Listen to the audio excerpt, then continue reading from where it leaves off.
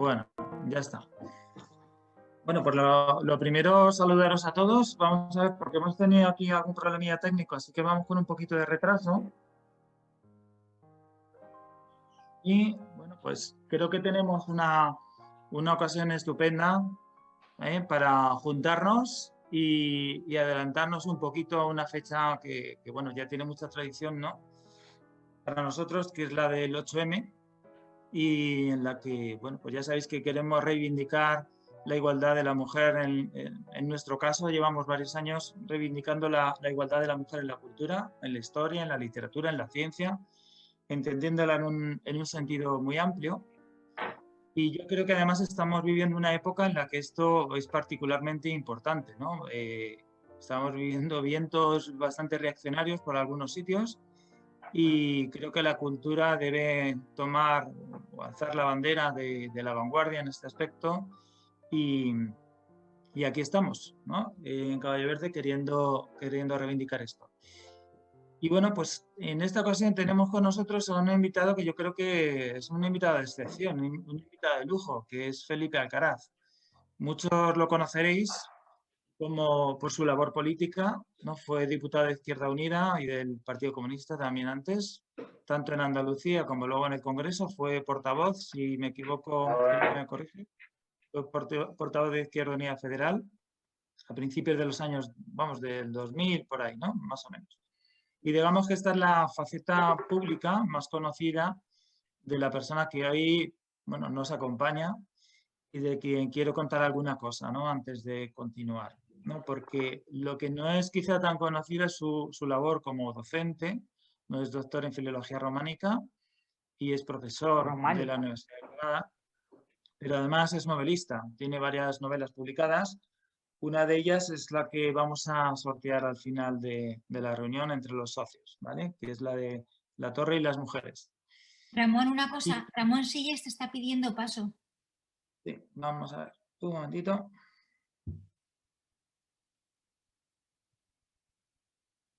Sí, había varias personas ahí esperando. Bueno, yo digo que estoy un poco solo aquí a los mandos de esto y me desconcentro un poco, pero bueno. José Luis. Os pido disculpas por estos problemillas. Os decía que tenemos la suerte de contar hoy con Felipe Alcaraz, que es una persona pues, muy conocida por todos, especialmente pues, a principios de este siglo, del siglo XXI, por su labor política, pero está con nosotros sobre todo por una cuestión cultural, ¿no? Porque, bueno, yo digo que estoy un poco solo. Sí, porque aparte de político, como decía, es profesor universitario y sobre todo además también.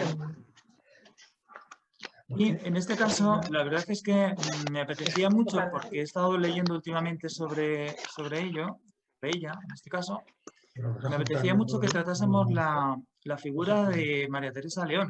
María Teresa León es una mujer conocida sobre todo por ser la esposa de Rafael Alberti. Y la verdad es que a poco que profundicemos un poquito más, nos damos cuenta de que es una mujer verdaderamente extraordinaria y muy poco conocida. Entonces, os contaré que en el momento en que he empezado a descubrirla, leyendo una obra además maravillosa, que os recomiendo y que también vamos a sortear, que es esta de Memoria de la Melancolía, un libro verdaderamente maravilloso, os lo digo, ¿verdad? Pues bueno, investigando un poquito sobre ella, leyendo algunas cosas, me he encontrado con la situación de que a un nivel, digamos, Perdón, Ramón. relativamente fácil, para un profesor de instituto como soy yo, resulta bastante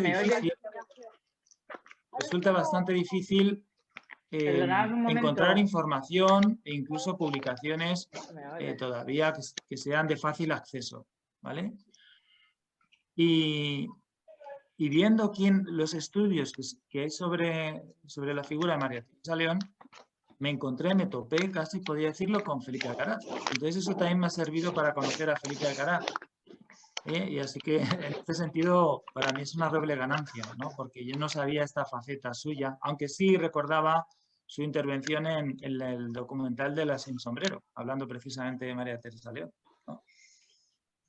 Y bueno, pues creo que esto dice mucho de una injusticia histórica, ¿no? De escritoras, de mujeres relacionadas en este caso con la cultura, repito, entendida en un sentido amplio, también de la ciencia, que lamentablemente son no solamente muy poco conocidas por el público, podríamos decir, sino que además, para quienes queremos conocerlas, nos resulta bastante difícil. Decía que mirabas allí porque Es difícil acceder a sus obras, es difícil acceder a estudios sobre ellas, etc. Así que me puse en contacto con Felipe, que amablemente pues, accedió a colaborar con nosotros y mantener con Caballo Verde pues, una charla sobre la figura de María Teresa León. Así que empiezo por darte las gracias, Felipe. Hemos tenido unos problemas de sonido que espero que no se repitan. Os pido, por favor, a todos que tengáis los micrófonos cerrados porque está llegando mucho ruido. La pantalla en blanco y negro. Y luego cuando vayáis a hablar, pues ¿vale? Quiero deciros también, porque creo que es justo y también necesario, deciros que, claro, también he investigado un poquito sobre Felipe Alcaraz, le he conocido un poquito más de lo que le conocía ya antes. Y hay algún dato que quiero revelaros porque es muy, muy significativo sobre su persona y es el hecho de que renunciase a la paga de pensión máxima de vitalicia a la que tienen derecho los diputados. Algo que hizo, si recordáis ya, también Julio Anguita, ¿vale? Creo que está en esa línea de persona íntegra, honesta y de servicio a la sociedad, lo cual yo le agradezco profundamente. Y en esa línea... Ramón, te pide Luis entrada.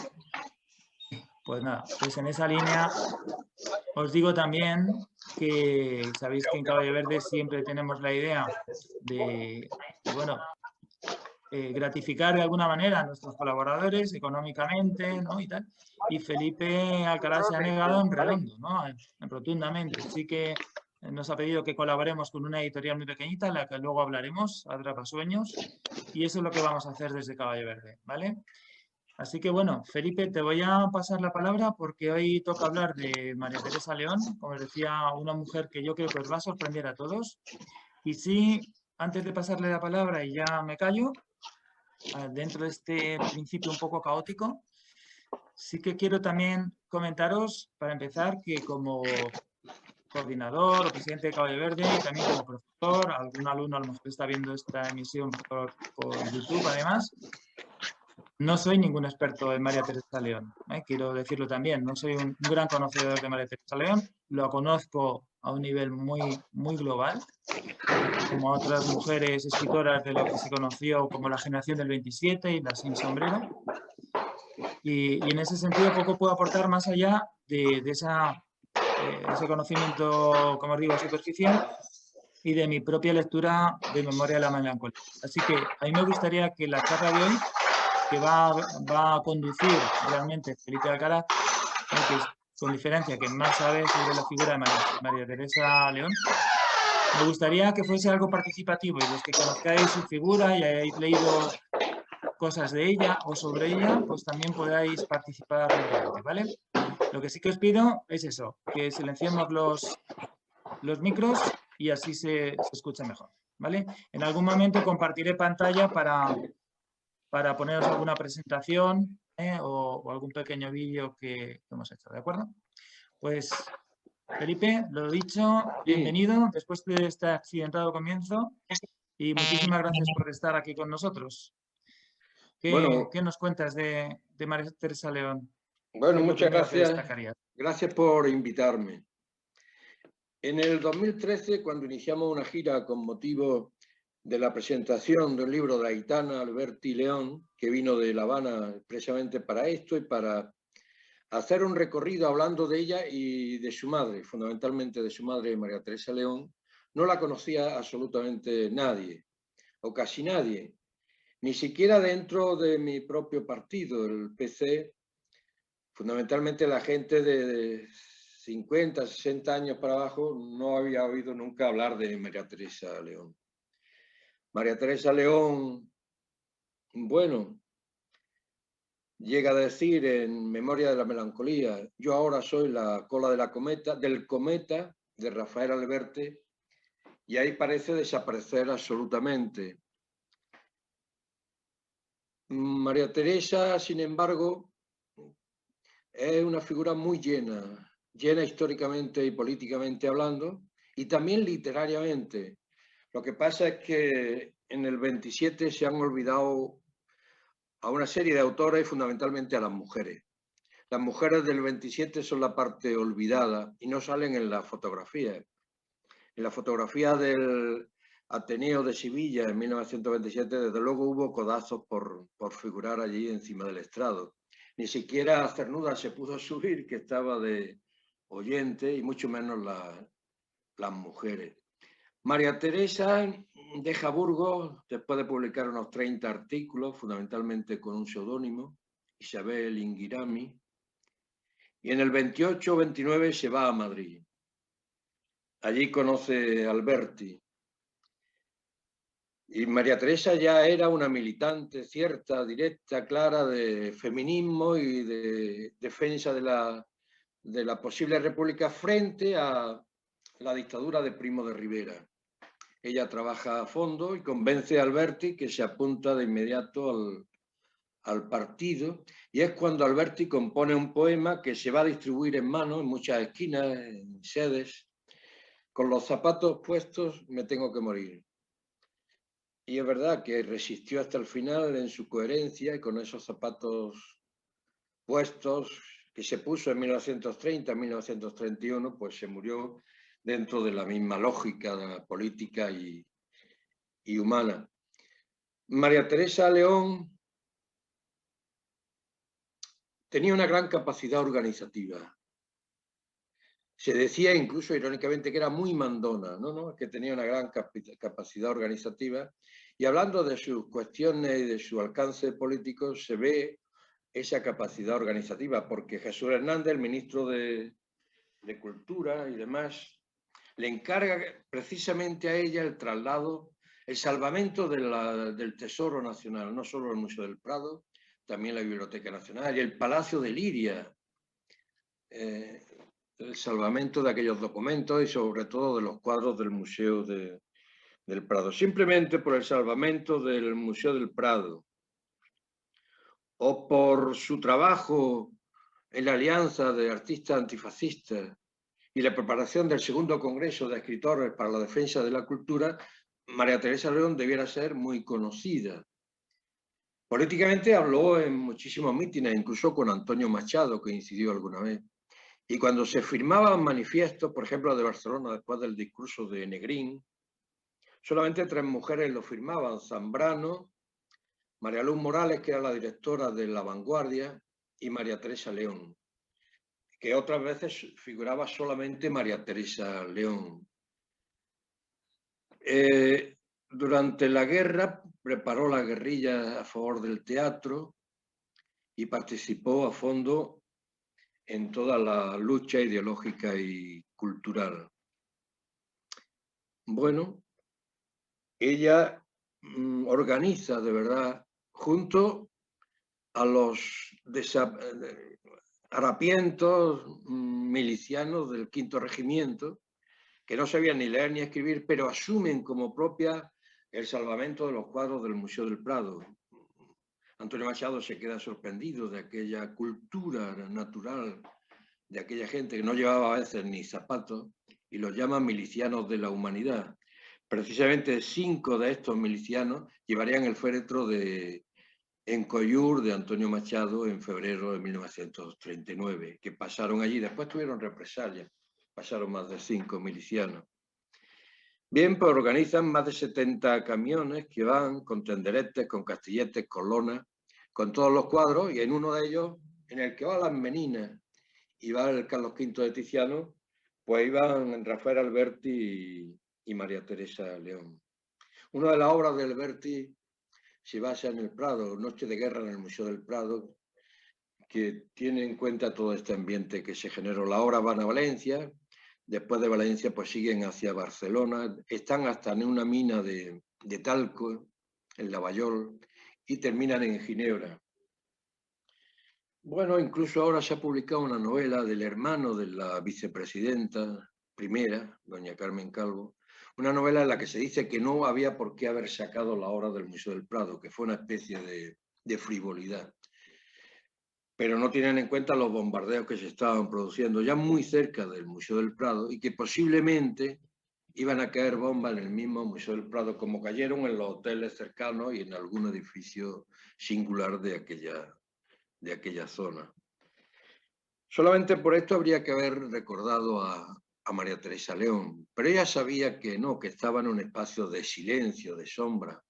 Llegó a decir que a veces son más peligrosos los silencios que las balas del enemigo, los silencios de los suyos, de su propio espacio. Había un gran machismo estructural, sin duda. Ella, con su gran capacidad de organización, pues fue la secretaria de la Alianza de Escritores Antifascistas y trabajó muy a fondo durante la guerra en ese palacete de la calle Conde que se llama de los Heredia Espínola, Palacio de los Condes de Heredia Espínola. Trabajó a fondo ahí y es donde se produce su incidente con Miguel Hernández, al que en un momento determinado golpea por unas palabras que habían cruzado entre ellos. Se refleja en Memoria de la Melancolía este incidente, que ella dice que entonces a Miguel Hernández se le empequeñecieron mucho los ojos.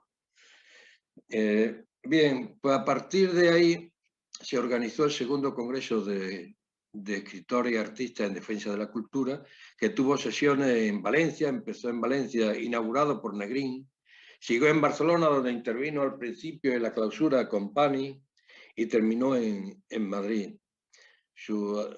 Naturalmente con mucha intervención de escritores extranjeros.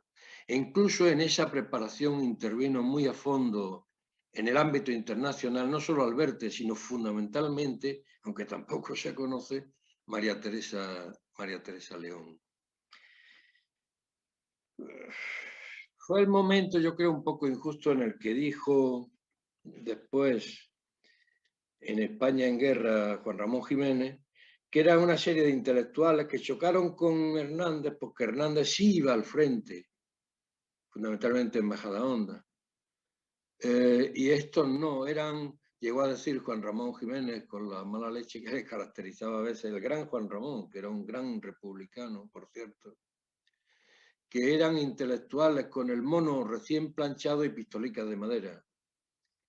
Y realmente no fue así. Cuando sale en el avioncito el Dragón Rojo desde Alicante, María Teresa León, y llegan a Orán, lo primero que le dice a un guardia en la frontera es que deje el hierro encima de la mesa. Llevaba una pistola en la cintura María Teresa León. O sea que no era broma. Lo que pasa es que su labor era otra. No iban al frente, ¿verdad? Ni Alberti, ni María Teresa León, ni el resto tampoco.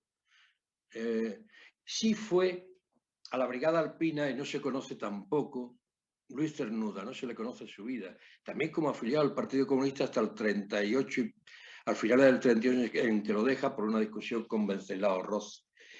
Alberti Hernández volvía del frente y volvía siempre muy cabreado, y ese es el incidente que tiene en un momento determinado con María Teresa León. Hacen un recorrido internacional muy amplio, incluso van a Rusia, a la Unión Soviética, porque los escritores no iban a venir a las sesiones del segundo congreso. No iban a venir porque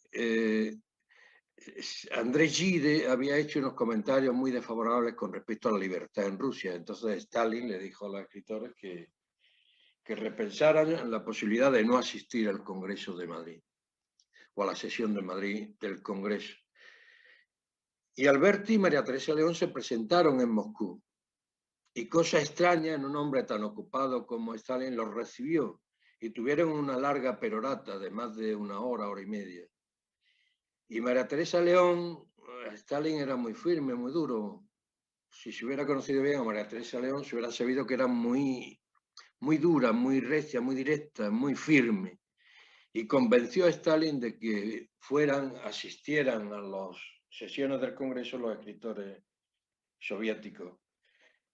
Bueno, ella también intervino, ella era parte de la organización y formaba parte del presidium del segundo congreso, un congreso que no fue simplemente simbólico como son todos estos congresos y que fue saludado en su momento por García Márquez cuando dijo que en general estos congresos no aportan casi nada excepto este que se intentó tapar después con otro congreso en Valencia montado, parece ser por Semprún, por Guerra, por otra gente que intentó tapar el perfil de este congreso de 1938, 37.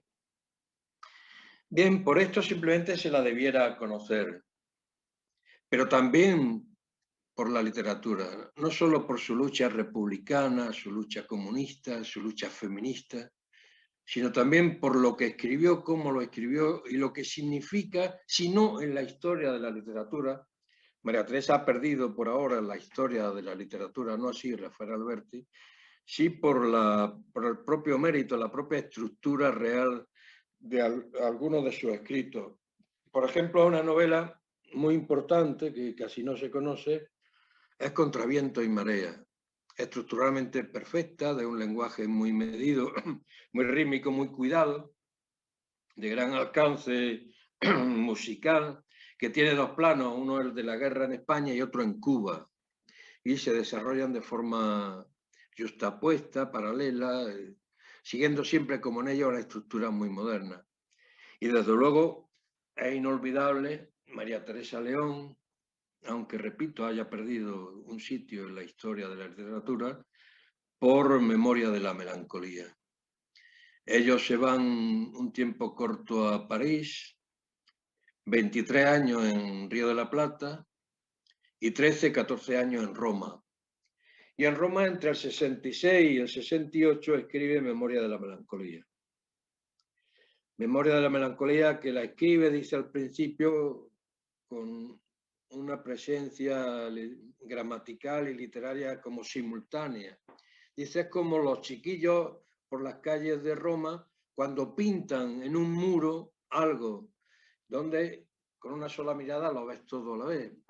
En gran parte así es Memoria de la melancolía, como una gran llanura donde se mezcla todo, el pasado y el presente, el futuro, las causas y las consecuencias, no siempre en este orden, y aparece con flashbacks, con vidas paralelas, vidas singulares, recuerdos de todo tipo, y en un lenguaje muy cuidado, aunque apenas corrigió porque le estaba pisando los talones la de Memoria del Alzheimer. Este libro simplemente debiera haberla llevado a primer plano, pero tampoco lo consigue, no lo consigue. No lo consigue y es un libro de enorme importancia, memorialística, pero también literaria y poética, y una importancia poética singular. En el 68, cuando lo termina, desde luego ya tiene problemas con el Alzheimer, problemas muy serios. Y cuando vuelve en el abril de 1977 en un vuelo de Alitalia, donde también iba Aitana, y cuando Rafael sale a las escaleras con aquella melena blanca y baja por las escaleras, Aitana ya no puede, María Teresa ya no puede bajar por aquellas escaleras, ni sabe a dónde han llegado, ni sabe siquiera lo que es España. Ella había dicho que cuando llegaran a España después de los 36, 37 años de exilio, iría montada en un caballo blanco hasta la Puerta de Alcalá. Bueno, cuando todos se raciman alrededor de Rafael Alberti y le preguntan, nadie se acuerda de ella. Y ya cuando se dispersa la gente, ella sale del avión y se encierra en su casa otros 10 o 11 años hasta que muere el 14 de diciembre de 1988. El día de aquella inmensa huelga general en que pararon hasta los relojes, en 1988, pero que impide también esa huelga general que mucha gente pueda ir a su despedida, ¿no? Ella se va, pues como ha venido, con gran carga de silencio, con carga de sombra encima, con gran carga de desconocimiento sobre ella, tachada por la historia de la literatura oficial, pero también en cierta parte olvidada por los suyos, por los nuestros, por los de todos, desde ese punto de vista de que las mujeres en la literatura, y todavía siguen en gran parte en segundo término. Ninguna mujer del 27 o de aquella etapa haya hecho lo que haya hecho, ha tenido un puesto real, el puesto que merecía. Zambrano, Rosa Chacel, Concha Méndez, Ernestina de Champurcín, Marga Gil, Roeset, Josefina de la Torre, Maruja Mayo, Margarita Nelken, Victoria Kent, Clara Campoamor. Muchas de ellas no han tenido el sitio que merecían por razón de su militancia, por razón de su arte, por razón de su capacidad literaria. Y este es el momento en que sí hay que reivindicar ese puesto, aunque hemos avanzado mucho desde el año 2013 a esta parte. Ya empieza a conocérsele. Ya se han publicado algunas biografías. Ya se habla de ella en muchos sitios. Aparecen documentales como este de Las Sin Sombrero, cuya tercera parte, por lo visto, van a pasar el domingo por las 2. Y aparece en muchas clases de literatura en los institutos de España, aunque no figure casi en ningún texto de historia, teoría y teoría literaria. En fin, esta es la introducción breve que yo quería hacer tal como habíamos quedado, a la espera de poder hablar ahora entre todos. Muchas gracias, Felipe. Fíjate una cosa, lo que estás diciendo, tengo que decirte con tristeza que no se la ve en los institutos, salvo que en algunos casos los profesores dediquemos un tiempo a escritoras olvidadas, pero siguen sin aparecer en los libros de texto y no está dentro de la, digamos, de la enseñanza curricular oficial, salvo a lo mejor de una forma marginal. A mí me gustaría además comentar una anécdota que algunos de mis amigos de Caballo Verde a lo mejor han podido ver, han sido testigos de ello, pero ayer por la tarde mismo puse en el foro de Boadilla, en el foro de Facebook, anunciaba este evento y fue muy curioso, Felipe, te va a alucinar, ¿no? Porque algunas respuestas de vecinos fueron verdaderamente llamativas y nos tiene que hacer reflexionar sobre lo importante que es reivindicar a estas mujeres, ¿no? Fíjate, un comentario era que no le parecía adecuado para un foro de Facebook hablar de un partido político. Claro, yo le respondí inmediatamente que no íbamos a hablar de un partido político, sino de una escritora. Y otro comentario todavía me parece mucho más llamativo, porque hacía un pantallazo sobre la biografía, yo creo que estaba sacada de Wikipedia, de María Teresa León, en el que comentaba que María Teresa León había sido expulsada, algo que cuenta además en Memoria de la Melancolía, había sido expulsada del colegio de monjas cuando era niña. ¿Te acuerdas, no? Por leer libros prohibidos. Entonces, a mí, francamente, es algo que me ha producido estupefacción. O sea, que alguien del siglo XXI pueda querer censurar que se hable de María Teresa León porque en su momento fuese expulsada de un colegio de monjas a principios del siglo XX y por leer libros prohibidos, que en esos momentos podía ser un amuno. Sí, sí, sí. A mí me produce verdaderamente perplejidad, ¿no? El nivel en el que estamos todavía. Es verdad que hemos avanzado, pero quedan kilómetros por recorrer. Yo quería, puesto que lo has mencionado y es la obra que yo conozco de ella, me está pareciendo, bueno, es una auténtica delicia el estilo, lo que cuenta y a no ser que cualquiera de los miembros de Caballo Verde que están aquí quieran ir por otro sitio, yo casi voy a ir por aquí porque me está fascinando tanto su lectura. Bueno, me quedan 20 páginas, no me ha dado tiempo al final, pero vamos, es un libro, para los que no lo conocéis, es un libro de casi 500 páginas, denso en cuanto a, es un ensayo, entonces se tarda en leerlo y encima yo lo estoy subrayando casi todas las páginas, Felipe. Yo no sé si te pasa a ti, Sí, que yo encima voy leyéndolo y tengo que ir subrayando. Pero simplemente os leeré alguna cosa, no he podido pensar mucho en la selección, pero ya al principio, el primer párrafo, marca el tono no de la obra, sino de cómo es Teresa León, ¿no? María Teresa León. Dice, todos son palabras y colores dentro de mí que ya no sé muy bien qué representan. Me asusta pensar que invento y no fue así. Y lo que descubro el día de mi muerte lo veré de otro modo, justo en el instante de desvanecerme. Esta atmósfera de nostalgia, ¿no? De añoranza, que lo envuelve todo en una especie de bruma, ¿verdad? Delicada, que hace que los recuerdos, aun siendo muy vividos, porque es otra sensación que transmite la obra, ¿no? Algo muy vivido, muy real, increíblemente real, al mismo tiempo esté traspasado por una luz de ensueño que hace que la lectura verdaderamente sea un placer que yo os invito a todos de verdad a conocer.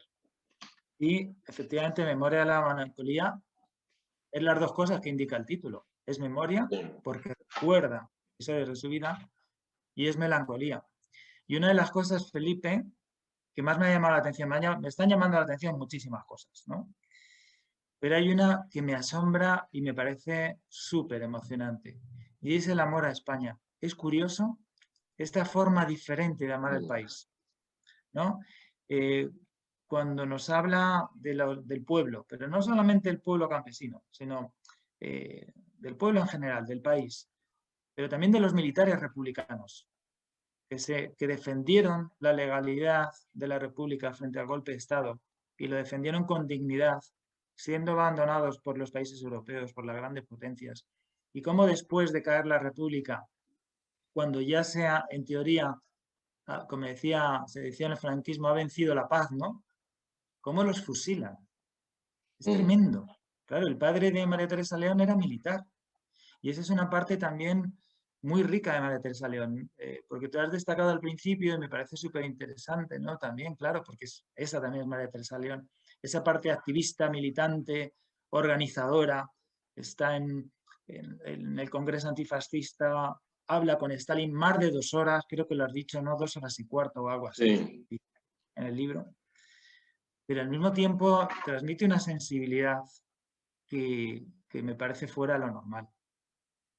Y qué diferente es ese concepto del amor al país, al amor a España, que transmite María Teresa León, que no es un amor de banderas, es un amor real, ¿verdad? ¿Tú qué te pareció eso? ¿No te llamó la atención esa forma diferente, ¿no? Dice en la memoria, yo muchos días no sé dónde tengo que morirme. Es decir, ha sido desenraizada, dice, hemos sido desenraizados y ahora solamente nos encontramos con una especie de soledad constante, somos inquilinos de esa soledad, ¿no?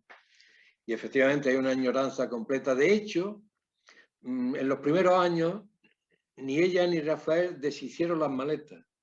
Creían que la cosa iba a durar mucho menos tiempo y sacaban cosas de las maletas y metían cosas, pero no terminaban de poner las cosas en los muebles, ¿no? Durante mucho tiempo, tanto en París como después en Argentina. Sí, y luego incluso el nombre de su hija, Aitana, luego hablaremos un poquito de ella, ¿no? Sí. Parece ser, aunque ella dice en la memoria de la melancolía que no lo tiene muy claro si es por eso, pero que cuando salen de Alicante, en el Se ve la exilio, sierra. se ve la sierra de Aitana, ¿no? Y eso es lo que seguramente les motivó a poner a su hija ese nombre, ¿no? Que es su última imagen de España en ese momento, va a ser el nombre de su hija. A Sí, mí es una que me loma parece... casi disuelta en azul con un perfil suave, evanescente, que es la Sierra Aitana. Es lo último que vieron cuando el Dragón, ese pequeño avión, con otros 2 militares que iban, Cordón iba ahí también en el avión, se dirige hacia Orán.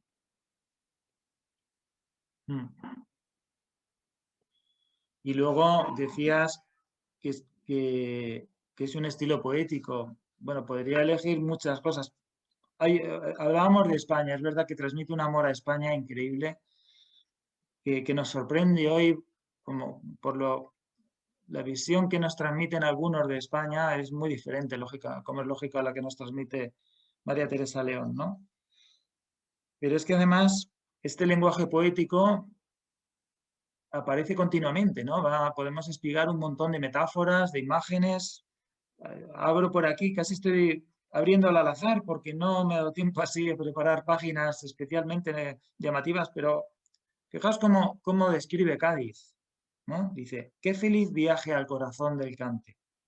Cádiz era la ciudad que desde Rota veíamos al amanecer desde nuestras ventanas. Era la ciudad de la libertad, que es otra palabra, ¿verdad, Felipe?, que se repite Sí, continuamente, la sí, sí, libertad. sí, sí. ¿No lo saben ustedes? Allí en 1812 se reunieron las Cortes para votar la Constitución más adelantada de Europa. Dicen que sus cimientos como ciudad tienen 3000 años de existencia. Fundada por los fenicios, parece un barco. Es el barco español que zarpa hacia América. Eso es Cádiz. O sea, nos ha definido a Cádiz con una metáfora absolutamente mágica. Es el barco español que zarpa hacia América, porque efectivamente, no sé si creo que es a partir del siglo XVIII que Sevilla cede, ¿no?, el privilegio de la ciudad que comercia con América a Cádiz, ¿no? Quiero recordar. Y es una imagen preciosísima, ¿no?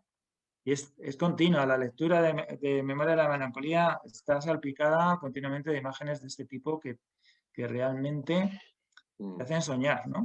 Dice Torres Nebrera, que es el gran especialista en María Teresa León y en Memoria de la Melancolía, que se utiliza mucho la técnica del recuerdo de Marcel Proust. Unos recuerdos como cuando uno tira de las cerezas y aparecen encadenadas unas con otras, y cada recuerdo le conduce a otro.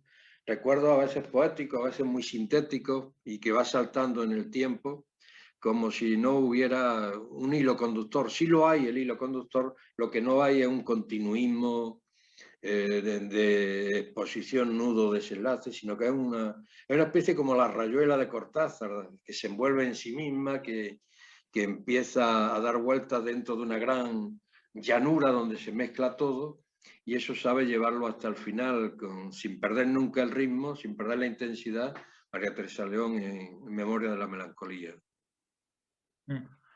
Y luego estas escenas, ¿no?, que revive, que, lo digo literal, que revive, ¿no?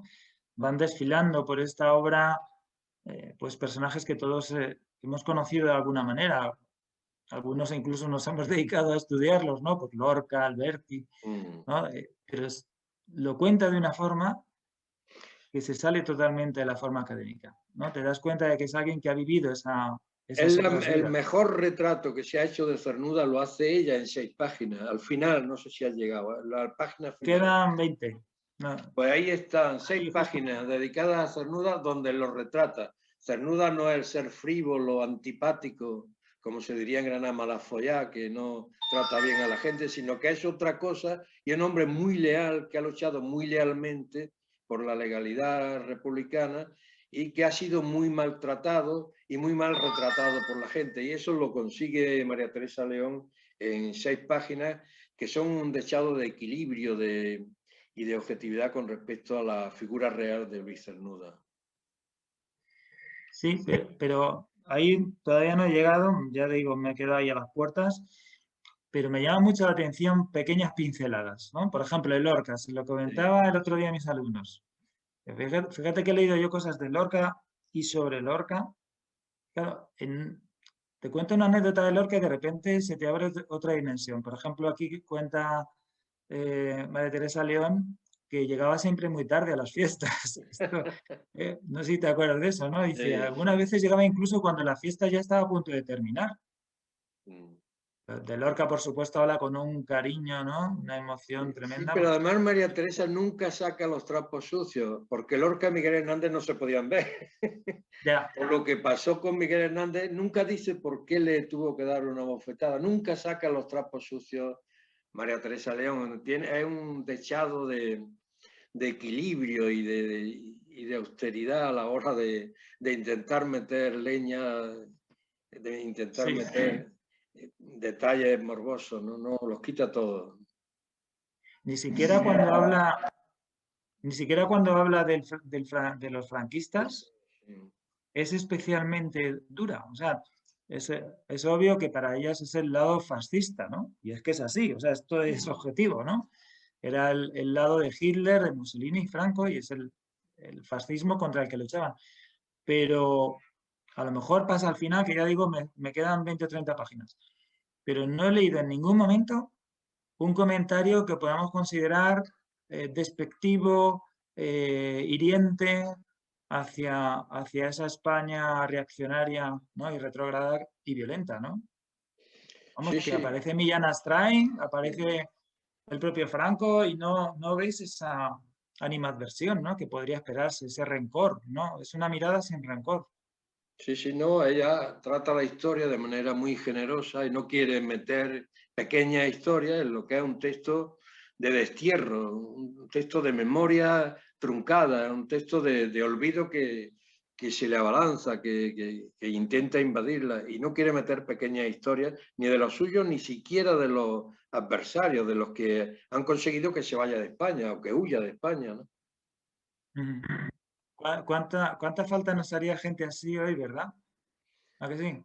Hombre, era una persona bastante equilibrada y resistió muy bien el destierro, ¿no? Sin perder esa especie de humanidad amplia, de sentido de la mesura.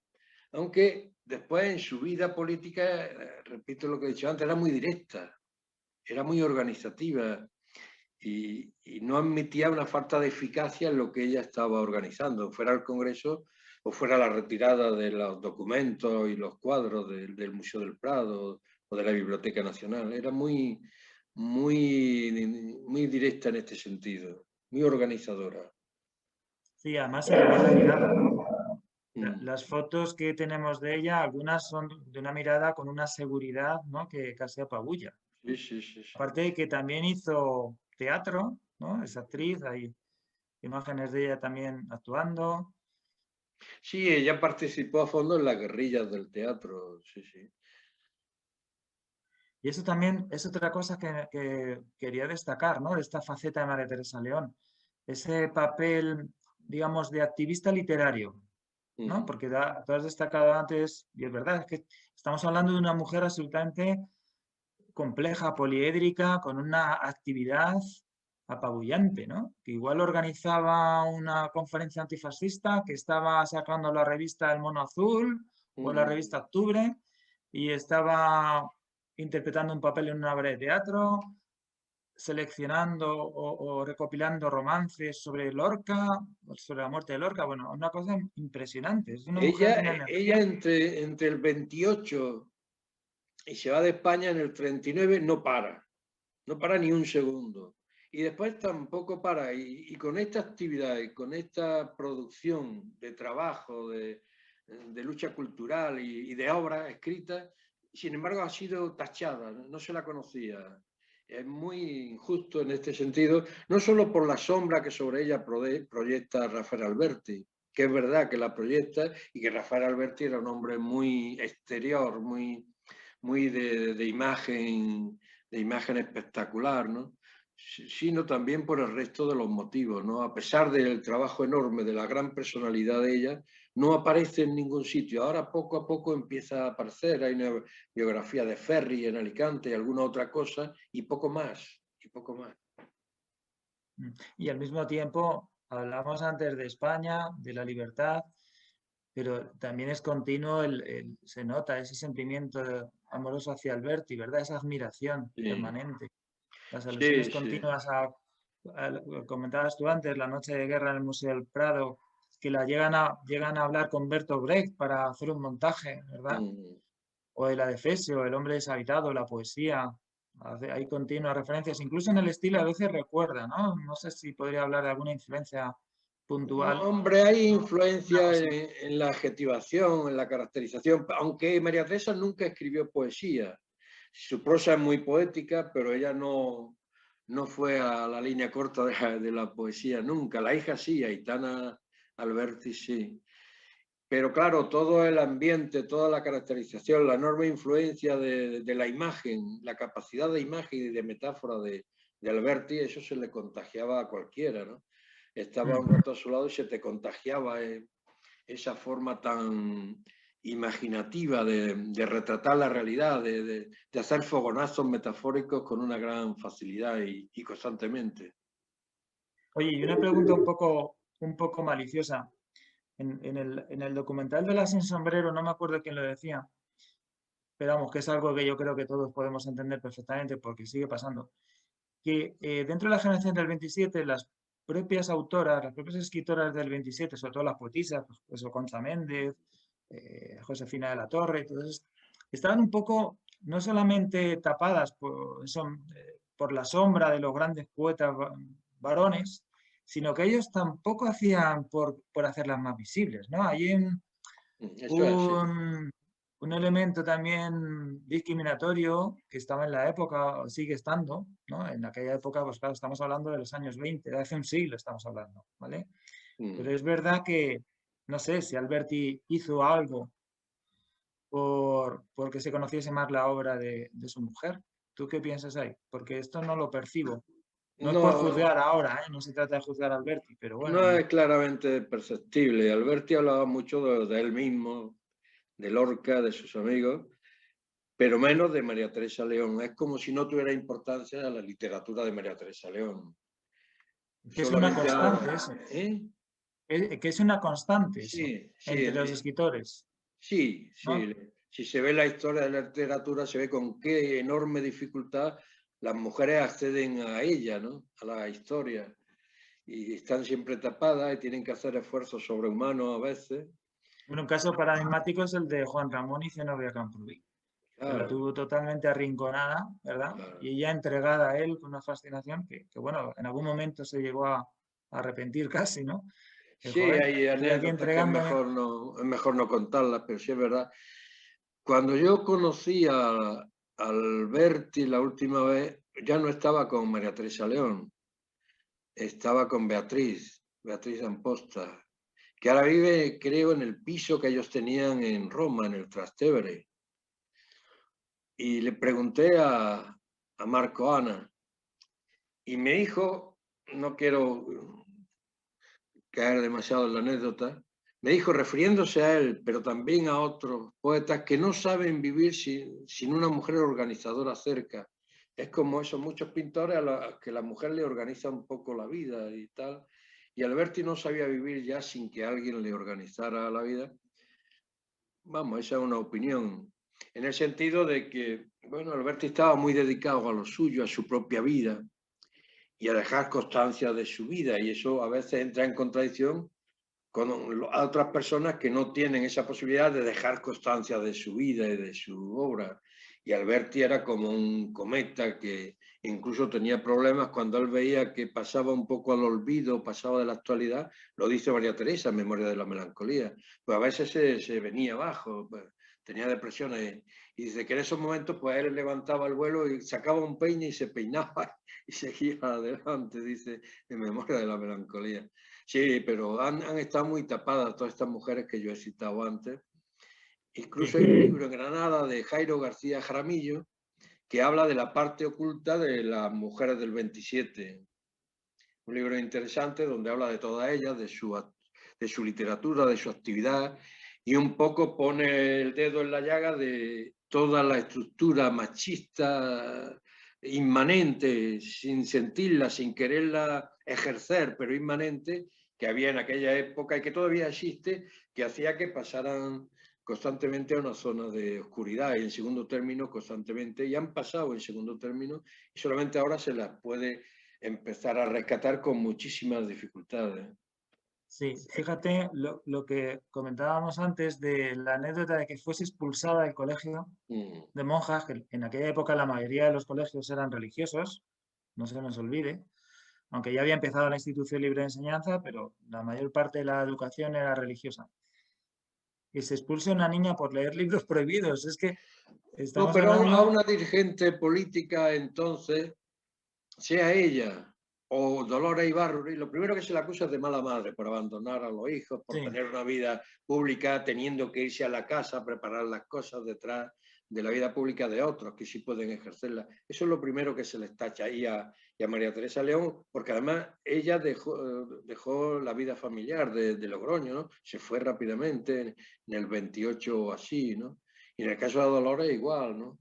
Eran coetáneas, sí, Dolores. pero fíjate, me refería a que ya cuántas niñas en el primer momento de su vida, en la infancia, en la adolescencia, quedarían, digamos, abortadas en un proyecto, digamos, intelectual, en un proyecto de vida, ¿no? En el momento en el que en el colegio ya les están prohibiendo que lean libros que a lo mejor los chicos sí podían leer, pero ellas no, porque ellas estaban predestinadas, pues eso, a al hogar, a cuidar de los hijos y tal, Sí, lo que sí, estás sí. comentando, ¿no?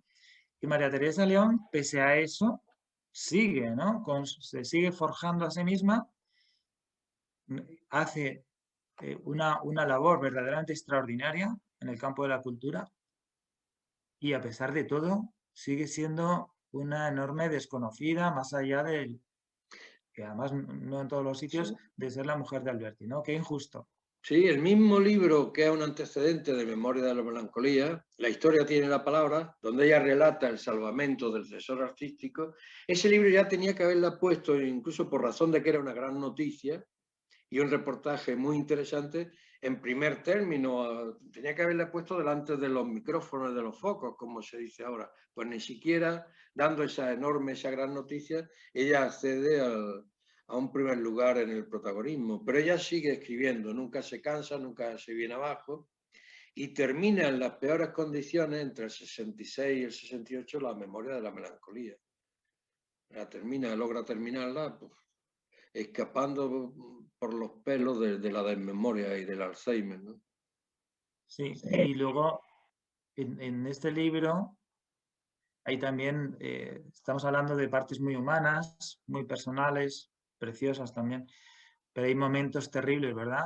Cuando cuenta escenas de que ve que ha vivido en la guerra civil, tremendo, Sí. ¿no? Como esa escena de una mujer que tiene de la mano a un niño o a una niña, no recuerdo si es niño o niña, ahora mismo desamparado, y es una niña que acababa de perder a su madre, que había quedado sepultada en una casa después de caer una bomba. Bueno, es tremendo, ¿no? Y cómo cuenta que esa relación ya nunca se iba a terminar. O un momento que estalla también una bomba y hay restos esparcidos, va a recoger un zapato y se encuentra que hay un pie dentro. Son Sí. escenas reales que sobrecogen, ¿no? De una experiencia de vida tremenda. Y ella sabe contarlo desde un punto de vista de solidaridad y de entendimiento de lo que está pasando, de entendimiento histórico de las cosas. Por eso no cae nunca en el ternurismo, aunque lo que relata en sí mismo conlleva un mensaje muy, muy fuerte, ¿no? Pero ella lo trata con la solidaridad del que entiende que todo está en el seno de una historia concreta que ella sí va hilvanando y contando a lo largo del libro, ¿no? Sí, son momentos duros y emocionantes, como también cuando sacan los cuadros del Museo del Prado, del Escorial también, pero cuando sacan, por ejemplo, las meninas, ¿no?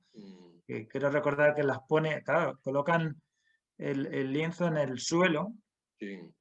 y les sorprende el tamaño, ¿no? Creo recordar que lo tienen que enrollar y tal. Sí, telas, Y, castilletes de madera. pero lo bonito, o sea, lo que me asombra más de esta historia del Museo del Prado y del Escorial igual, pero sobre todo en el caso del Museo del Prado, que se lo tienen que llevar a Valencia, ¿no? Lo más emocionante, casi que los cuadros, son los milicianos y los trabajadores, no me acuerdo si eran mineros, que colaboran Del quinto para llevarse esas regimiento. obras artísticas en camiones Mm, y que no saben, o sea, que eso lo destaca mucho María Teresa León, que ve a estos hombres que se están jugando la vida sí, sí, sí, sí. por salvar el tesoro artístico de su país y jamás habían entrado al Museo del Prado, que no habían prácticamente podido estudiar, que Mm, eran gente, pues eso, mineros o gente del campo, que no tenían ninguna cultura y se estaban jugando la vida por salvar esos cuadros como el tesoro artístico de su país. Son pasajes verdaderamente emocionantes. mm. ¿Verdad, Felipe? A mí es que me ha parecido impresionante eso. Sí, ella lo cuenta muy bien, ¿no? Después también Antonio Machado lo cuenta muy bien y todo, porque son detalles que dan a ver el sentido profundo de la historia de España, ¿no? De la historia más trágica de nuestro país. En el momento en que Azaña había dicho que hay algo más importante que la monarquía y la república juntas, que es el Museo del Prado. En ese momento, ese es el mensaje que llega de una forma o de otra a los analfabetos y desarrapados personajes del quinto regimiento que llevan allí a sacar cuadros. ¿Y cómo lo sacan? ¿Con qué cuidado? Ni un solo cuadro sufre la más mínima molestia, el más mínimo arañazo. Y eso que pasan por sitios muy, muy especiales, a una velocidad de los camiones muy lenta y camiones de aquella etapa, no como ahora, ¿no? No como ahora, en condiciones atmosféricas a veces adversas, ¿no? Si yo quisiera, no sé si alguien quiere añadir algo o comentarle algo a Felipe, porque está siendo un diálogo que a mí me está encantando escuchar a Felipe Alcaraz. Sí, Ramón, me gustaría hacerle una pregunta a Felipe. En primer lugar, reconocer mi desconocimiento total de María Teresa León, un analfabeto en ese sentido. A la espera de que me toque en el sorteo de los libros, yo ya me he reservado la memoria de la melancolía para leerla con independencia de lo que ahora está contando Ramón. Mi pregunta era precisamente con respecto al tema del salvamento de los cuadros del Museo del Prado. No sé si, igual que hemos ya hecho algún comentario, la Wikipedia es maledicente o qué hay de verdad en que parece ser que tras el traslado la cesan de su cargo del Museo del Prado, porque parece ser que al cruzar, o lo que he leído, el puente de Arganda, parece ser que tuvieron algún problema con los cuadros precisamente de las Meninas y de el cuadro de Carlos V de Rubens, o Carlos I. De Tiziano, iba en el mismo camión. Pero no hubo grandes problemas. En todo caso, todos estaban previstos y se solucionaron bien. Y Hernández, el ministro de Cultura, no cesa a María Teresa León, entre otras cosas porque no había sido nombrada explícitamente. Tenía un encargo del ministro, incluso firmado por el presidente del gobierno, pero era un encargo que tampoco figuraba en el boletín oficial del Estado con el nombre de María Teresa León, creo recordar, ¿no? Por lo tanto, no, que yo haya leído y en Torres Nebrera, que es el que estudia esto a fondo y demás, no aparece ese cese por ningún lado, no tal como se publica en la Wikipedia. A lo mejor hubo algún problema, pero no he visto yo el relato concreto de ese problema. Vale, pues muchas gracias, Felipe. ¿Más intervenciones? ¿De que se ha suscitado alguna inquietud, alguna curiosidad?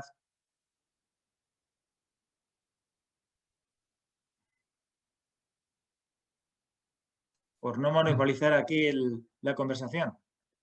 Ramón. Adelante, Jesús Luis.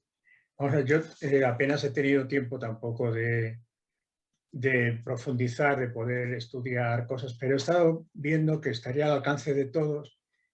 Hay entrando en Google, hay una página que se llama María Teresa León, 5 cuentos recuperados, que hay, a cual mejor, 5 maravillas para mí, nunca que lo había leído.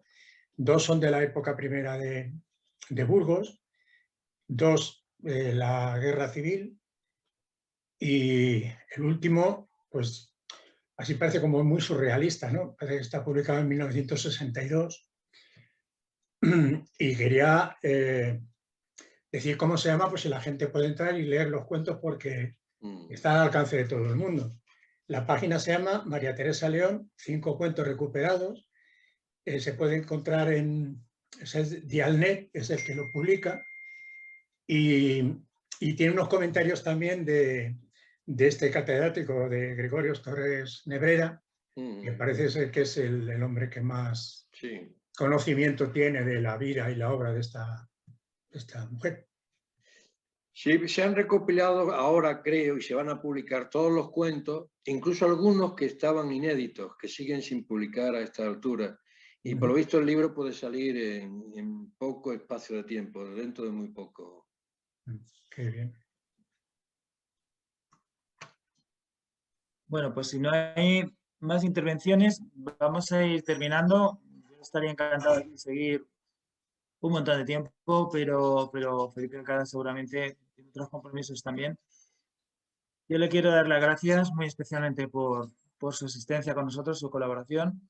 Y quiero también recordar esto que os decía al principio, ¿no? Que no ha querido aceptar ninguna gratificación por su colaboración, se ha negado en rotundo, no he podido convencerle, pero sí me ha recordado lo de esta pequeña editorial que se titula, o es que se llama, perdón, Atrapasueños, y es una editorial de Sevilla, corrígeme si me equivoco, Felipe, pequeñita, ¿no? Que está enfocada sobre todo a publicar precisamente autores y una literatura muy comprometida, muy social, y también de mujeres, ¿no? Que han sido pues invisibilizadas por la historia, lamentablemente, entre otras María Teresa León, pero también, por ejemplo, de su hija, Aitana Alberti, ¿no? Que por otro lado es una poetisa que he conocido también por internet. No he conseguido todavía ningún libro, aunque los tengo encargados y de hecho los vamos a sortear. Y desde luego me ha encantado también. No sé si nos podrías contar algo también de Aitana, así para terminar, porque es ese fruto del amor entre Alberti y María Teresa León. Pues Aitana Alberti, ¿qué nos dirías de ella? Sé que vive en Cuba. Sí. No, nació en Argentina, me parece, ¿no? Y ahora reside en Cuba. Sí, en Río de la Plata en el 41, creo recordar, nació. Y tiene varios libros publicados en Atrapasueños, un libro de poemas, y luego este libro Inquilinos de la Soledad, donde incluso se recogen una serie de guiones que ella expuso en una radio argentina, y al mismo tiempo, pues, ella ha venido por España bastantes veces, y la última vez hicimos este recorrido en el año 2013, y ahora pronto es posible que venga de nuevo en cuanto pueda, ¿no? Y tiene una relación directa con Joaquín Recio. Atrapasueños es una cooperativa de publicaciones, ¿no? Y Joaquín Recio fue un día a La Habana a hablar con ella, le habló de las cosas, de la posibilidad de publicar textos de ella o de la madre, de cuentos inéditos que todavía había de María Teresa León, y en este sentido pues han entendido muy bien. Ella es una persona muy culta, Aitana Alberti, y una gran poeta. No es prosista generalmente como la madre, que nunca escribió poesía. Aitana Alberti sí escribe poesía y tiene publicado un texto último o penúltimo en las colecciones de Atrapasueños. Sí. Bueno, pues si no hay más intervenciones, yo quisiera cerrar con la idea de que María Teresa León pues está bastante cerca de nosotros, de Boadilla, porque está enterrada en Majadahonda, según me ha informado. Y quería cerrar esta tertulia con el epitafio de su tumba, que es un verso de Alberti, ¿no? Que dice: esta tarde, amor, tenemos 20 años. Esta mañana, amor, tenemos 20 esta años. mañana, perdón. Pues, he anotado esta tarde. Bueno, esta mañana, amor, tenemos 20 años. Sí. Efectivamente, yo creo que María Teresa León siempre será joven para nosotros, ¿no? Marca el futuro y es una de esas mujeres que tenemos que recuperar, que no pueden quedarse en el olvido, ¿no? Es una labor de justicia. Felipe, muchísimas gracias por estar con nosotros. Ha sido un poco accidental al principio y pido disculpas también a los que nos han seguido por YouTube, pero bueno, son las cosas de las nuevas tecnologías, que tampoco las dominamos todos como nos gustaría, ¿verdad? Yo no en absoluto. Muchísimas gracias a vosotros por esta oportunidad de poder hablar de María Teresa León y de Aitana. Una última pregunta, antes de que te marches, Felipe. ¿Crees que, o sea, por supuesto el hecho de ser mujer, a lo que se añade ser republicana y a lo que se añade ser exiliada y por lo tanto que no pudo volver a nuestro país, salvo ya, como has dicho antes, ¿no? Muy tarde. Se le añade también, para que haya dificultad de su conocimiento, el que haya militado en un partido y concretamente en el Partido Comunista. Hombre, sin duda. ¿Tú crees que, sin duda, verdad? Sin duda, que eso añade sombra, añade olvido, Claro. añade silencio, esos silencios a los que ella temía tantísimo, silencios que no la citaban, que no la recordaban, que no hablaban no de ella, sino de lo que ella hacía, de su obra política, cultural y literaria. Pero así influye mucho. Ser comunista es un pasaporte a la nada en España. Pues nada, nosotros encantados de tener con nosotros a una persona como tú, Felipe, que tanto has aportado y sigues aportando a nuestro país. Muchas gracias, Felipe. Gracias Un a abrazo muy vosotros. fuerte. Un abrazo. Y venga, muchas gracias. Cortamos aquí la emisión a YouTube. Muchas gracias a los que nos estáis viendo. y los socios nos quedamos un momentito, terminamos la charla y vemos lo de los libros, ¿de acuerdo? Gracias, Felipe. Venga, hasta luego. Muchas gracias.